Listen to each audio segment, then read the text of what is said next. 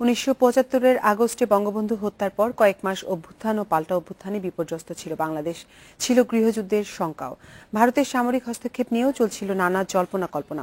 উত্তাল সেই সময়ের বেশ কিছু তথ্য উঠে এসেছে সিআইএর গোপন দলিলে।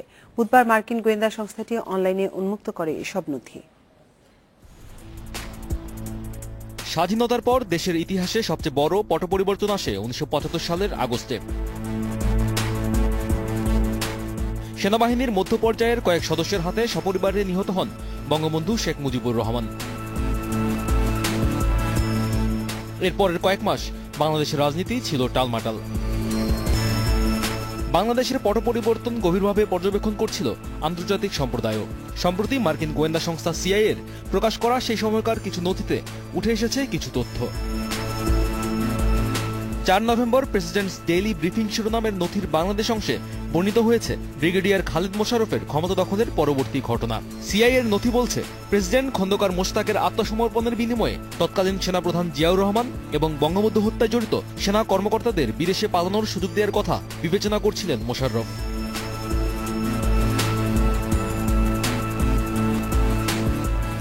সেনাবাহিনীতে জিয়া ও মোশাররফের মধ্যে ছিল ক্ষমতার দ্বন্দ্ব। সিআইএর মতে, মোশাররফের অভ্যুত্থান সেনাবাহিনীতে জিয়া সমর্থকদের বিদ্রোহের পটভূমি তৈরি করে, যার ফলশ্রুতিতে হয় ৭ নভেম্বরের অভ্যুত্থান। বাংলাদেশে সামরিক অভ্যুত্থানের জন্য প্রস্তুত ছিল না ভারত। সিআইএ মনে করে এ দুই অভ্যুত্থানেই অস্বস্তিতে পড়ে দিল্লি।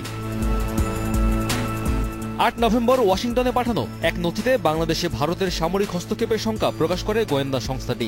সিআইএর ধারণা ছিল সামরিক বাহিনীর উত্তেজনা গড়াতে পারে গৃহযুদ্ধে। সীমান্ত পেরিয়ে ভারতে আশ্রয় নিতে পারে লাখো মানুষ। পরিস্থিতি মোকাবিলায় সামরিক হস্তক্ষেপ করতে পারে ভারত। সেনাবাহিনীর একটি অংশের ওপর ভারতের সরাসরি প্রভাব থাকতে পারে বলেও মনে করছিল সিআইএ। আরেকটি নথিতে ব্যাংককে অবস্থান করা বঙ্গবন্ধুর ৮ খুনিকে দেশে ফেরত আনার চেষ্টার প্রসঙ্গ উল্লেখ করা হয়। তবে দিল্লিতে বাংলাদেশ দূতাবাসের এক সেনা কর্মকর্তার আশঙ্কা ছিল এতে ভারতীয় সেনা হস্তক্ষেপের সম্ভাবনা আরও বাড়বে। জিয়া ক্ষমতা নেয়ার পর ভারতীয় সেনাবাহিনীর ইস্টার্ন কমান্ড ও বিএসএফ সদস্যদের সতর্কাবস্থায় রাখে ভারত। ৭ ও ৮ নভেম্বর উত্তর ও উত্তর পূর্ব সীমান্তে ৪ শতাধিক ভারতীয় সেনা মোতায়েনের কথাও উল্লেখ করেছে সিআইএ। ঢাকায় হাইকমিশনার সমর সেনের অপহরণ চেষ্টা নিয়ে ভারতের ক্ষুব্ধ মনোভাবের কথাও উল্লেখ করে সিআইএ।